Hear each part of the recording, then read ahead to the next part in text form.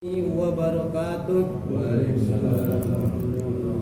Alhamdulillahirabbil alamin wassalatu wassalamu ala sayyidina wa nabiyyina Muhammadin wa ala alihi wa sahbihi ajma'in. Amma ba'du, ayyuhal hadirun, ittaqullaha haqqa tuqatih wa la tamutunna illa wa antum muslimun. Wa qala ta'ala fil Qur'anil Karim, a'udzu billahi minasyaitonir rajim. Bismillahirrahmanirrahim. Subhanalladzi asra bi'abdihi lailan minal masjidil haram ilal masjidil aqsa alladzi barakna hawlahu linuriyahu min ayatina innahu huwas sami'ul basir. Sadaqallahul azim, wa lidzalika qala Rasulullah sallallahu alaihi wasallam, man ahya sunnati faqad ahabbani wa man ahabbani kana ma'i fil jannah. Wa qala Rasul aidan, as-salatu mi'rajul mu'minin. Sadaqallahul azim wa sadaqa rasuluhun nabiyul karim wa nahnu ala dzalika minasyahidin wa syakirin walhamdulillahi rabbil alamin. Wa qala rabbi israh lana sudurana wa yassir lana umurana wa yaqau qawlana ya fatahu ya alim. Rabbi zidna ilman warzuqna fahman waj'alna min ibadikas salihin. Allahumma akrimna bit taqwa wa aghnina bil ilmi wa zayyina bil hilmi wa jammilna bil afiyah bi rahmatika ya arhamar rahimin. Alhamdulillah para jamaah, jadi syukur kita panjatkan kepada Allah Rabbul Ghafur. Alhamdulillah, hingga pada subuh ini Allah masih memberikan kenikmatan. Allah masih memberikan nikmat panjang umur sehingga kita masih bisa berkumpul di masjid. Mudah-mudahan dengan berkumpulnya di masjid bisa menjadi sabab wasilah nanti kita dikumpulkan lagi di surganya Allah Subhanahu wa taala. Karena apa? Patut kita syukuri karena yang kita tahu bahwa orang tua kita, saudara kita, rekan kita kemarin telah dipanggil oleh Allah, dan kita alhamdulillah masih diberikan kesempatan oleh Allah untuk meningkatkan ibadah, untuk memperbanyak istighfar. Alhamdulillah, karena pada pagi ini kita masih diberikan kesempatan istighfar. Sampai pada pagi ini masih diberi kesempatan untuk meningkatkan ibadah, untuk memperbaiki amal. Mana di antara dengan memperbaiki amal dengan cara salat subuh. Bahkan kita salat subuh berjamaah, kata baginda Rasul, salatul jamaah afdalu min salatil fardhi bi 27 darajat. Salat berjamaah lebih utama daripada salat sendiri. Apa perbandingannya? 1/27 derajat. Kita salat sendiri di rumah, salat berjamaah perbandingannya di rumah 1 derajat, di masjid berjamaah 27 derajat. Berarti 27 waktu di rumah. Jadi alhamdulillah Allah masih memberikan kekuatan kepada kita, kekuatan iman. Karena kalau bukan dengan kekuatan iman, salat berjamaah itu malasnya bukan main. Jangankan yang jauh dari blok 1, kadang-kadang saya ingat sama masjid, malas salat berjamaah. Itu ya karena iman. Karena iman kekuatan. Kadang-kadang dari lantai 4 atau malas turun ini. Mendingan salat sendiri daripada salat berjamaah. Ya mendingan nanti salatnya jam 5:30 kan. Tidurnya udah agak ini. Karena iman. Jalan pelan-pelan. Sakit kaki kita, jalan pelan-pelan. Wajar orang yang sehat kuat berjamaah. Ini yang sakit berjamaah itu luar biasa. Itu lebih luar biasa. Kalau misalkan kita yang sehat, wajar. Bahkan kan saya ingat punya guru di Bogor, saking tidak maunya ketinggalan berjamaah, setiap waktu minta diangkat sama santri. Karena kan di majelis itu gak jauh dari rumah beliau.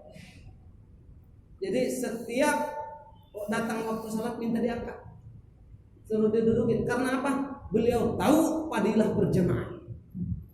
Walaupun beliau tidak ngimamin, tapi beliau tahu fadilah berjamaah sangat besar. Ingat satu pesan guru saya, Abah di sana di Bogor, karena waktu itu beliau sudah tidak kuat ngajar, saya dipanggil, Yas, kalau hidup pengen berkah, sholat berjamaah itu. Subhanallah, benar. Berkah hidup sholat berjamaah. Untuk itu mudah-mudahan Allah terus membimbing kita untuk bisa berjamaah. Jangankan kita lagi sehat ini, mudah-mudahan ketika kita sakit, Allah terus membimbing hati kita untuk sholat berjamaah. Ayo kita pelan-pelan sholat berjamaah, pelan-pelan sholat berjamaah. Salawat serta salam mudah-mudahan selalu tercurah limpahkan ke hariban alam junjungan kita, pimpinan kita yang akan memberikan syafaat, terutama syafaatul uzma nanti di yaumil qiyamah, yakni baginda Rasul Nabi besar Muhammad sallallahu alaihi wasallam. Tak lupa juga kepada para keluarganya, para sahabatnya, para tabi'in atba' tabi'innya, dan mudah-mudahan kita sebagai umatnya yang akan mendapatkan syafaatnya nanti di yaumil qiyamah. Para jamaah rahimakumullah, nanti setelah baginda Rasul membukakan syafaat yang disebut dengan syafaatul uzma, semua bisa memberikan syafaat, termasuk guru-guru kita bisa memberikan syafaat. Nanti kita diberikan syafaat sama guru-guru kita. Misalkan saya belajar sama guru saya akan memberikan syafaat terus setelah dibuka syafaat oleh baginda Rasul.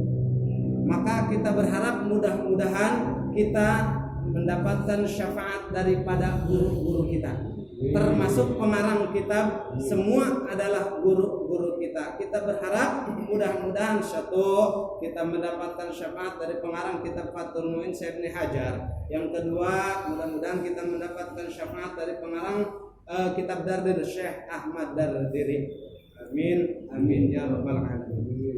Para jamaah rahimakumullah, insyaallah pada kajian kali ini, karena ini bertepatan dengan bulan Rajab, maka bulan ini yang kita tahu bahwa terjadi peristiwa besar, terjadi peristiwa yang sangat luar biasa, ialah Isra dan Mi'raj. Perjalanan Isra dan Mi'raj ini susah diterima oleh akal.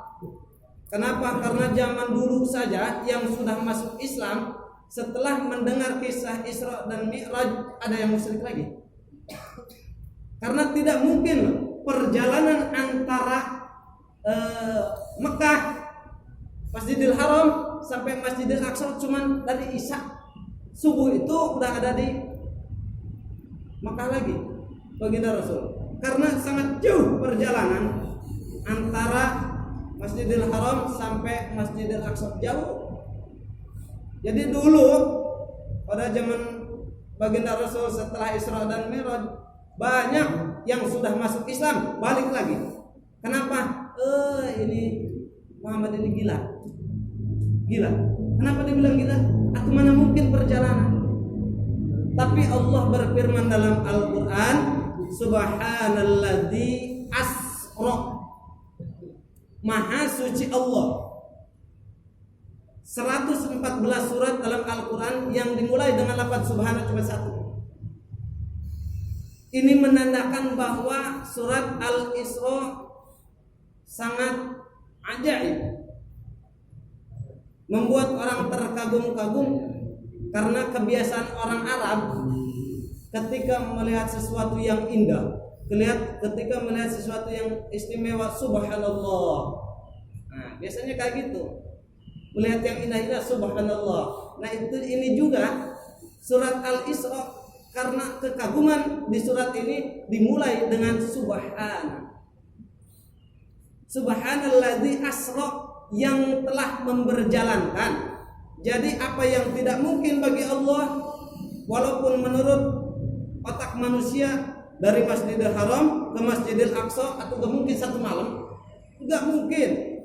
Tapi kan bagi Allah, Alladzi asra, yang telah memberjalankan, Allah yang memberjalankan. Kita ambil contoh, saya dari Rangkas Bitung, ini semut kalau mau jalan dari Rangkas Bitung ke sini belum tentu 1 bulan nyampe. Semut jalan dari situ. Tahu juga enggak jalannya. Walaupun ngikutin rel kereta dari Rangkas Bitung sampai sini. Tahu juga enggak. Itu 1 bulan tahu nyampe tahu enggak. Tapi ketika semut saya bawa, dimasukin ke kantong saya jalan pakai motor, nah itu 1 hari kan nyampe ke sini. Nah ini juga baginda Rasul diberjalankan oleh Allah. Bagi Allah mustahil. Allah yang memberjalankan, bukan baginda Rasul jalan sendiri. Memberjalankan Allah itu. Jadi Allah yang memberjalankan baginda Rasul untuk Isra minal Masjidil Haram ilal Masjidil Aqsa, dari mulai Masjidil Haram sampai Masjidil Aqsa. Perjalanan Isra dan Mi'raj ini, Isra artinya perjalanan di malam hari. Itu namanya Isra. Mi'raj dari Masjidil Aqsa naik dari langit pertama, kedua, ketiga, keempat, kelima, keenam, ketujuh, Sidratil Muntaha sampai Mustawan. Itu namanya Mi'raj. Naik. Jadi perjalanan baginda Rasul dari mulai Masjidil Haram ila Masjidil Aqsa, melakukan perjalanan menggunakan kendaraan. Ini kendaraannya ada insyaallah. Menurut Syekh Ahmad Dardiri, Bismillahirrahmanirrahim, bainaman nabiyyu sallallahu alaihi wasallam fil hijri indal baiti muttaji'an bainar rajulain id atahu Jibril wa Mikail. Jadi dalam satu waktu baginda Rasul sedang ada di samping Hijr Ismail. Jadi kalau yang sudah pernah ke sana bisa membayangkan. Jadi baginda Rasul di samping Hijr Ismail bersama 2 laki-laki. Siapa laki-laki itu? Yang pertama Sayyidina Hamzah, yang kedua Sayyidina Ja'far bin Abi Thalib. Jadi ketika baginda Rasul di Hijr Ismail bersama Sayyidina Hamzah itu paman daripada baginda Rasul. Satu lagi Sayyidina Ja'far bin Abi Thalib. Jadi Sayyidina Hamzah adalah paman baginda Rasul yang menjadi panglima perang, yang sangat gagah panglima perang. Namun dengan qadarullah Sayyidina Hamzah meninggal di medan perang karena dibunuh oleh musyrikin waktu itu. Setelah dibunuh Sayyidina Hamzah, dicabik-cabik badannya, diambil hatinya oleh musyrikin Mekah alaihim laknatullah.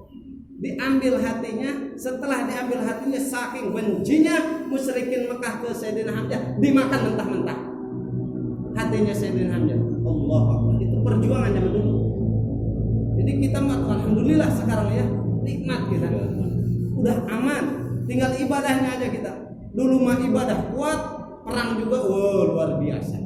Ini kisah Sayyidina Hamzah, paman baginda Rasul, dibunuh oleh musyrikin Mekah. Setelah itu diambil hatinya, dimakan mentah-mentah. Ya Allah, itu saking biadabnya musyrikin Mekah. Jadi baginda Rasul melakukan perjalanan Isra dan Mi'raj dari Masjidil Haram ke Masjidil Aqsa menggunakan satu kendaraan yang bernama buraq. Buraq itu diambil dari bahasa Arab. Kalau bahasa kitanya bahasa kitanya kilat. Barkun, buraq. Jadi diambil dari bahasa Arab, kalau bahasa kitanya kilat. Jadi buraq ini alat atau kendaraan yang sangat cepat yang diciptakan oleh Allah. Bagaimana sifat daripada buraq? Buraq itu ukurannya panjangnya, tingginya di atas himar. Himar itu kalau di kita bukan himar kecil, soalnya ini tingginya di atas himar, gedenya di bawah bigol. Bigol itu kambing domba di Arab ya. Ini kedelai sama kuda. Berarti peranakan di bawahnya lagi. Di bawah daripada itu. Jadi di atas himar di bawah bigol. Ini buruk dengan mempunyai sayap. Kadang ada kan lukisan-lukisan buruk, jangan itu, bohong, bukan seperti itu. Ada lukisan ini buruk katanya, wah tahu juga enggak buruk kayak gimana. Jadi buruk diambil dari surga, yang mana di surga itu dulu ribuan buruk. Malaikat Jibril ngambil buruk ke surga, dilihatlah buruk banyak banget di sana buruk, tapi ada satu buruk menangis terus. Yang lain mah pada keliaran kemana, makan segala macam, tapi yang ini nangis terus. Disampailah oleh malaikat Jibril, ya buruk, kenapa engkau nangis terus? Wahai malaikat Jibril, yang membuat aku nangis semenjak aku mendengar, semenjak aku melihat yang namanya Muhammad, aku sangat rindu dan ingin dinaik oleh beliau. Maka itulah sabab wasilah, itulah buruk yang itu dibawa oleh malaikat Jibril untuk menjadi kendaraan baginda Rasul melakukan Isra dan Mi'raj. Jadi bigol itu, buruk itu di atas, di bawah bigol, di atas himar. Kelebihan daripada buruk, dia ketika naik gunung nih, naik posisinya naik, yang belakang panjang kakinya. Jadi posisinya tetap gini aja baginda Rasul, stabil. Jadi ketika turun, yang depan yang panjang, subhanallah, kekuasaan Allah, jadi stabil aja baginda Rasul, stabil. Jadi dalam satu kisah, ketika baginda Rasul akan menaiki buruk ini, karena buruknya agak tinggi, maka dipanggillah ruh Tuan Syekh Abdul Qadir Jailani untuk diinjak oleh baginda Rasul naik ke buruk. Dalam kitab Manaqib Manqobah Tuan Syekh Abdul Qadir Jailani dipanggillah oleh Allah sehingga diinjaklah pundak daripada Syekh Abdul Qadir Jailani. Bisalah baginda Rasul naik. Disitulah baginda Rasul mengucapkan, wahai Abdul Qadir, siapa saja yang mengaku wali tetapi tidak diinjak pundaknya oleh engkau, maka batal kewaliannya. Itulah luar biasa daripada Syekh Abdul Qadir Jailani. Syekh Junaidil Baghdadi dulu sudah sepuh, Syekh Abdul Qadir baru lahir, minta diinjak ininya. Terus sekarang wali-wali yang ada sekarang apakah diinjak oleh Tuan Syekh Abdul Qadir Jailani? Diinjak, ditempelin oleh kaki Tuan Syekh Abdul Qadir Jailani karena disebut wali kutub. Bahkan ke karomah yang paling menonjol dari Tuan Syekh Abdul Qadir Jailani diantaranya bisa menghidupkan orang yang meninggal. Hakikatnya Allah, ketika Nabi Allah Isa alaihissalam bisa menghidupkan orang yang sudah meninggal, kum biiznillah, kalimahnya kum biiznillah, berhiduplah engkau dengan izin Allah. Tapi Tuan Syekh Abdul Qadir, kum biizni, hiduplah engkau dengan izinku. Saking luar biasa. Bahkan dalam satu kisah ada umat atau kaum daripada Tuan Syekh Abdul Qadir Jailani, suaminya telah meninggal. Suaminya telah meninggal, datang ke Tuan Syekh Abdul Qadir Jailani, ya Tuan, tolong hidupkan lagi suami saya. Terus sampai 3 kali bolak-balik Tuan Syekh Abdul Qadir Jailani bermunajat kepada Allah. Bermunajat kepada Allah. Di dalam munajatnya itu Tuan Syekh Abdul Qadir Jailani mengejar malaikat Ijrail yang membawa ruh itu. Dikejar. Subhanallah. Saking agungnya Tuan Syekh Abdul Qadir Jailani. Tapi tetap ya, maaf kalau misalkan bukan perbandingan, ya tetap mulia baginda Rasul. Karena ini umat daripada baginda Rasul. Bahkan dalam satu riwayat, seandainya ada nabi lagi setelah aku, kata baginda Rasul, engkau yang akan jadi nabi. Selain daripada sahabat ya, engkau yang akan jadi nabi. Saking agungnya. Maka dikejarlah malaikat Jibril tadi. Berhenti. Tolong kembalikan ruh yang kau bawa ke jasad si fulan ini. Oh nggak bisa, ini udah waktu. Berhenti, ditantang malaikat Israil. Maka singkat cerita dibalikan lagi sehingga hidup lagi. Pas perempuan itu balik ke rumahnya, udah datang, udah hidup lagi suaminya. Dalam satu kisah, ada seorang ibu-ibu pengen mempunyai anak laki-laki yang lahir perempuan. Datang lagi ke Tuan Syekh tanpa membawa bayinya itu. Apa? Dengan kekuasaan Allah, silakan kau pulang. Jadi laki-laki. Wih, subhanallah. Bahkan sedang zikir, Tuan Syekh Abdul Qadir Jalani sedang zikir, ada cahaya nih. Cahaya. Baik. Abdul Qadir, saya adalah Allah. Sudah, engkau berhenti untuk berzikir, untuk berhenti memuji aku.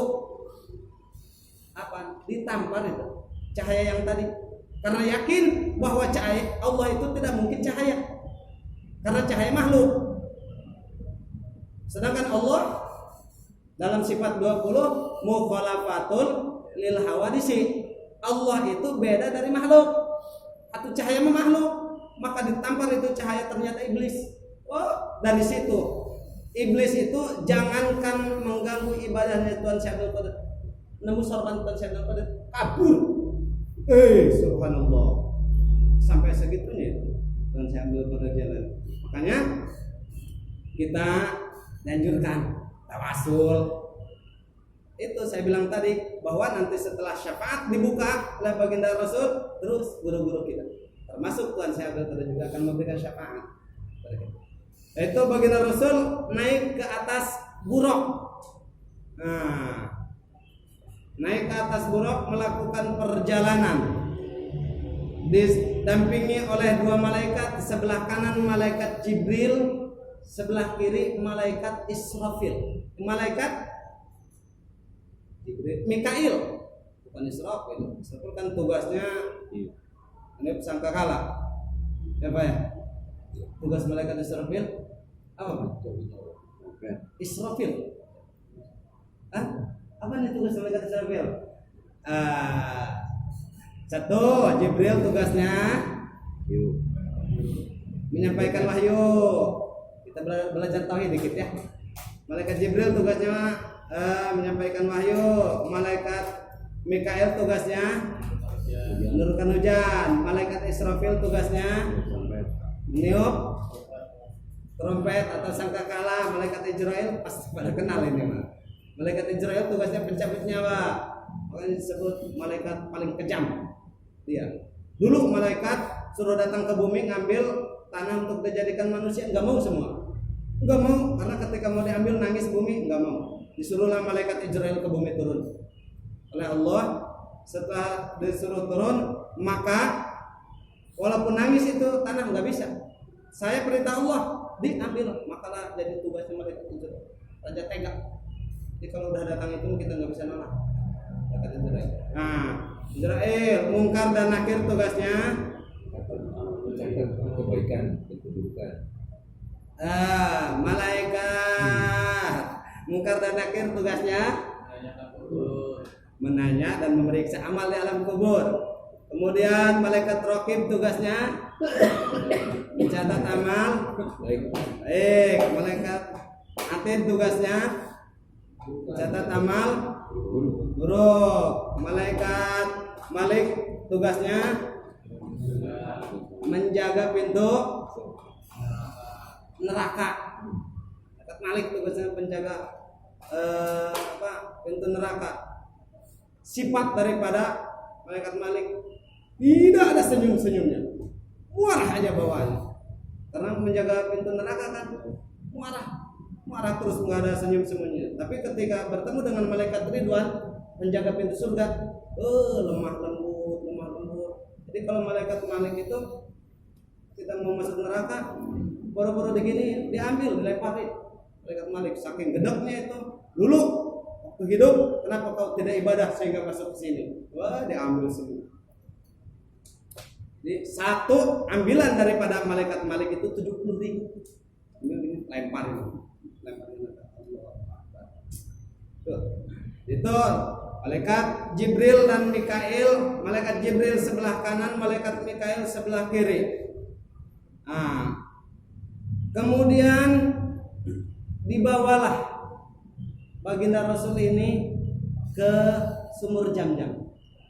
Apa tujuannya? Sebelum beliau melakukan perjalanan bertemu dengan Allah, awas, bertemunya ini bukan seperti kita, bukan bi ainil qalbi, dengan mata batin. Karena Allah tidak bisa dilihat. Kapan bisa melihat Allah? Bahkan kita insya Allah melihat Allah nanti di surganya Allah. Mudah-mudahan kita masuk surga nanti. Dan insya Allah pasti masuk surga selama iman dan Islam ada di diri kita. Walaupun kita mampir dulu nih, tak dulu sebelum surga mana dulu? Neraka dulu.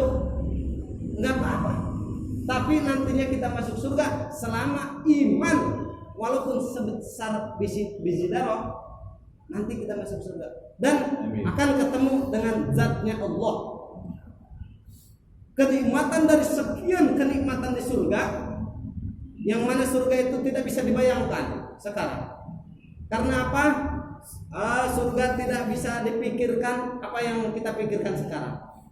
Surga tidak bisa dilihat seperti yang kita lihat sekarang. Misalkan kita lihat perkara yang indah banget.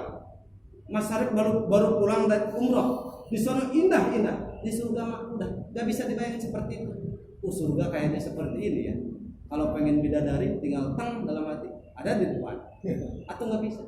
Jadi indahnya luar biasa. Bahkan nggak pernah kepikiran lah surga itu seperti ini.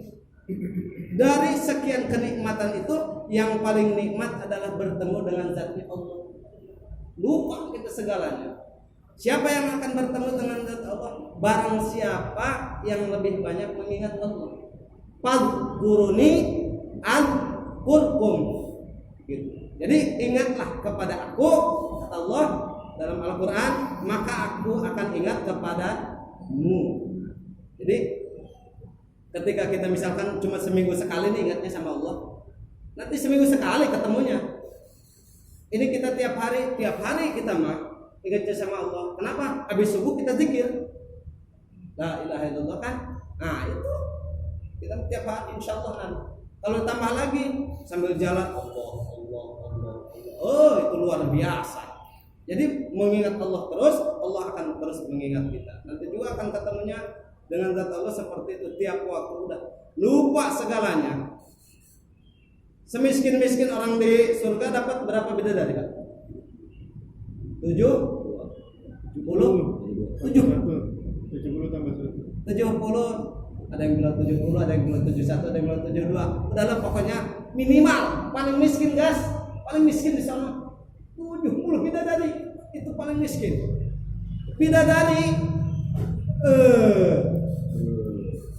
itu kalau telunjuknya dikit aja, di sini di alam dunia, adem alam dunia.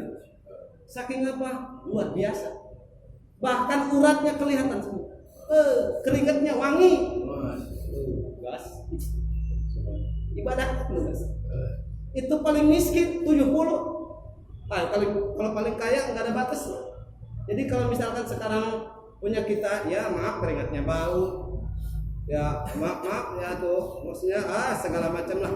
Nanti mah kalau kita rajin ibadah dalam dunia, kena gas. Jangan takut. Kamu gak nikah, meninggal ibadah 70 paling miskin gak? Wah Ustaz emang kuat ya, jangan ngomong. Karena nanti akan diberikan 100 kekuatan orang yang paling gagah. Sekarang misalkan cuma kuat ya satu ronde, nanti 100 ronde juga. Gak ada capeknya guys, tenang. Diberi kekuatan oleh Allah. Dan umur kita di surga itu rata-rata semuanya dipukul rata 33 tahun. Jadi kan umuran 33 tahun itu lagi semangat. Jadi nanti kalau misalkan kita masuk surga, gas pengen apa aja udah, nggak usah ngomong. Si Bagas misalkan pengen burger, aku ada. Gampang, atuh burger mah enteng amat ya. Gak harus di surga burger, di sini juga ada di Pondok Kelapa. Iya, di sini nih dekat Koma ada juga tuh burger. Saya pertama makan burger, mejanya ikut goyang, belum pernah. Itulah pengalaman. Jadi di surga mah udah jelas pokoknya nggak bisa dibayangin. Yang penting mah ibadah aja dulu sekarang guys. Kita memohon ampunan dari segala dosa, ibadah. Udah. Nikah atau ibadah guys. Kalau memang udah ada, udah nikah aja.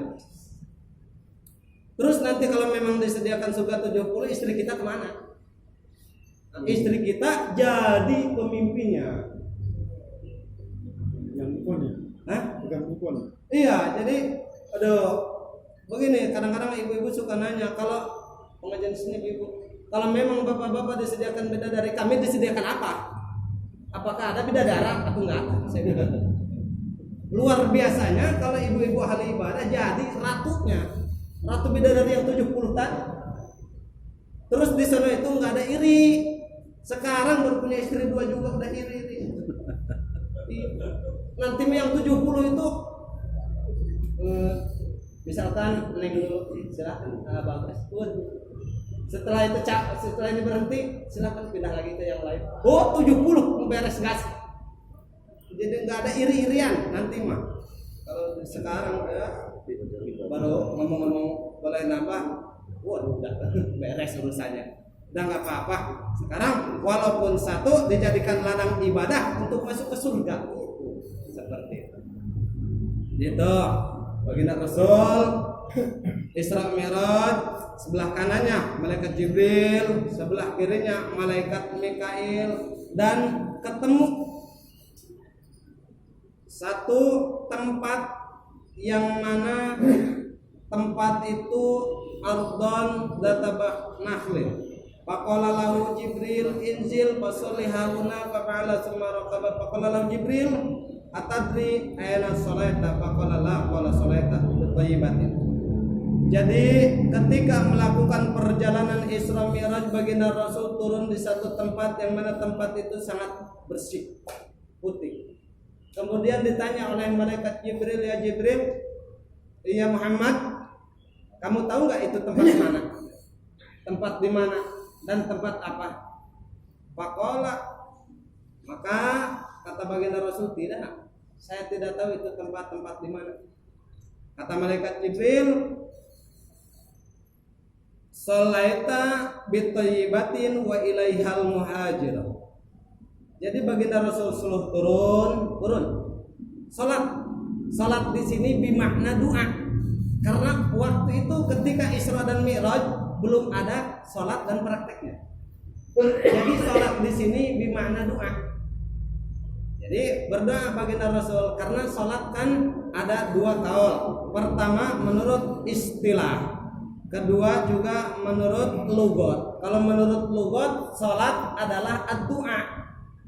Setiap berdoa salat menurut lugat.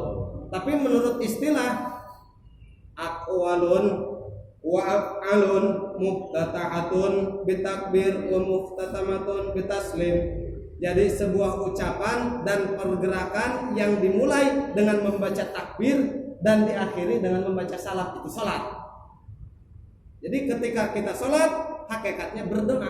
Jelas mana? Rabbi firli warhamni wajburni warfani wajubni wahdini wa'afini warfani. Itu kan doa itu. Luar biasa doa di situ. Mau apa? Semua ada di situ. Rabbi firli, ya Allah ampuni saya. Warhamni, ya Allah kasihin saya. Terus wajburni, apa coba wajburni? Ya Allah berilah saya harta yang cukup lah. Seperti itu. Wa'afini, ya Allah jagalah kami. Wa'afani, ya Allah ampunilah kami. Warzuqni, ya Allah berilah rezeki kami. Apa coba yang kurang dalam doanya? Kan udah mantap itu. Cuman kenapa habis sholat kita doa lagi? Makin banyak doa, makin banyak harapan kita untuk tembus. Ud'uni astajib lakum, berdoalah kepadaku maka aku akan mengijabah kamu. Jadi itu kalau kita tahu maknanya itu pasrabi firli, subhanallah. Terus sholat itu adalah sebuah penghambaan, sebuah pengakuan bahwa Khalik, bahwa Allah adalah Tuhan kita dan kita adalah hamba. Mana? Dimulai di awal.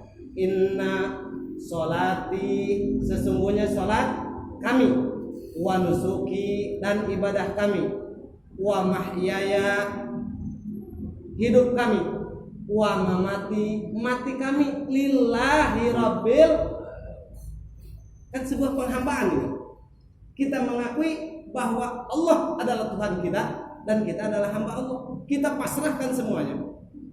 Salat kita udah buat Allah. Ibadah kita udah kita serahkan kepada Allah. Wa mahyaya, hidup kita juga kita serahkan kepada Allah. Wa mamati lillahi rabbil alamin, dan mati kita serahkan kepada Allah. Tapi prakteknya susah. Kadang-kadang ketika kehidupan ini agak sulit, udah keder dah. Pusing. Wa mamati, termasuk mati kita serahkan kepada Allah. Cuman kita berikhtiar. Mana ikhtiarnya? Selalu berdoa, Allahumma inna nas'aluka husnal khotimah. Ya Allah, kami mohon untuk dimatikan dalam keadaan husnul khotimah. Walaupun mati kita terserah Allah, tapi kan kita ikhtiar kepada Allah. Ikhtiar agar meninggal dalam keadaan husnul khotimah. Mana diantaranya? Kita ibadah, kita talabul ilmi. Bahkan man mata fi talabil ilmi mata syahidan, barang siapa yang meninggal ketika talabul ilmi mati syahid. Mau gak mati syahid? Mau ini ketika ngaji mati syahid? Mau? Allahu Akbar. Udah siap ya? Iyalah. Mau juga susah nyari mati syahid. Jadi kalau misalkan minggu ini nanti bentar lagi mati, nah berarti syahid guys. Syahid dunia itu namanya. Syahid dunia nggak dapat pertanyaan dalam kubur. Sama syahid dunia itu orang yang meninggal tenggelam. Tenggelamnya bukan disengaja. Orang yang meninggal kebakaran. Kebakarannya bukan dalam keadaan maksiat. Tapi kalau misalkan lagi menjarah mall dibakar dari bawah, wah tuh berarti kan lagi menjarah, itu lagi mencuri maksiat. Sama orang yang meninggal sedang melahirkan, syahid. Orang yang meninggal posisinya sakit perut. Sakit perut. Kan ada yang meninggal sakitnya perut. Maaf, buang terus sampai lemas enggak kuat, meninggal. Itu meninggal syahid. Sama seperti itu Allah.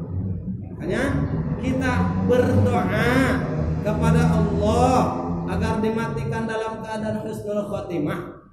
Seperti itu. Jadi baginda Rasul turun di satu tempat yang mana tempat itu sangat putih. Bertanya kepada Malak Jibril, tempat apa ini? Ini adalah tanah Thayyibah. Yang dimaksud dengan tanah Thayyibah, wa ilaihal muhajirah. Yang dimaksud dengan tanah Thayyibah adalah tanah Madinah. Wa ilaihal muhajirah, dan ke tempat ini dulu engkau akan hijrah. Jadi benar kan? Hijrah itu perjalanan. Jadi udah menjadi dilalah. Sebelum baginda Rasul melakukan Isra dan Mi'raj, dibersihkan hatinya oleh malaikat Jibril dan Mikail. Dioperasi, dibersihkan, dipenuhi dengan ilmu, dengan ihsan segala macam, dibersihkan. Ini menjadi dilalah. Ketika kita akan menghadap Allah, ketika kita akan sholat, maka kita juga harus bersuci. Nah, di sini perjalanan. Baginda Rasul dulu sebelum bertemu dengan Allah, bi'ainil qalbi, dengan ain qalbi, dibersihkan dulu hatinya. Nah, kita sebelum sholat, as-sholatu mi'rajul mu'minin, bahwa sholat adalah mi'rajnya orang-orang beriman, maka kita juga harus bersuci, harus berwudu. Ketika sholat tidak berwudu atau walaupun rajin, sholatnya rajin, sholat fardu jangan dikatakan lagi rajinnya bukan main. Sholat sunnah, iya, qabliyah ba'diyah benar. Bahkan tahajud juga 8 rakaat ditambah dengan witir 3 rakaat. Kemudian agak siangan sholat duha 12 rakaat. Kemudian sholat mutlak ditambah lagi, sholat mutlak tidak terhitung, sholat awabin segala macam dilaksanakan. Mantap segala sholat, tapi nggak wudhu. Wudu nggak sah. Karena kan syarat sholat. Wudu itu syarat sholat atau gimana? Sholat, wudu enggak atau enggak sah. Tapi kan urusannya sama Allah. Jangan ngomong-ngomong urusan sama Allah. Karena kan kita harus bersyariat. Kalau sudah berhakikat, kalau berbicara ilmu hakikat, baru ngobrolnya semua terserah Allah. Kalau sudah mampu, silahkan ngomong-ngomong terserah Allah yang udah ahli hakikat. Jadi kalau ahli hakikat mah begini, lapar, saya serahkan semuanya kepada Allah. Kenyang ahli hakikat. Ayo kita coba lapar nih, kita serahkan kepada Allah. Gak usah beli nasi, gak usah masak. Kita mah itu namanya ilmu hakikat. Kita mah ilmu syariat.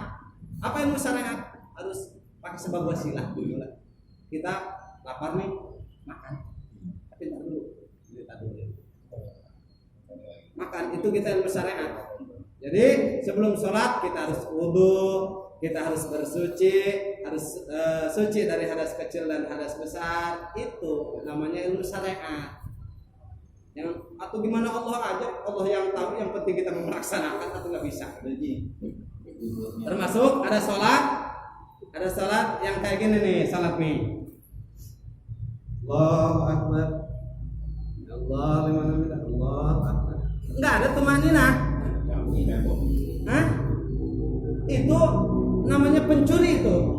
Sahabat bertanya kepada Rasul, ya Rasul, apakah ada pencuri dalam sholat? Ada.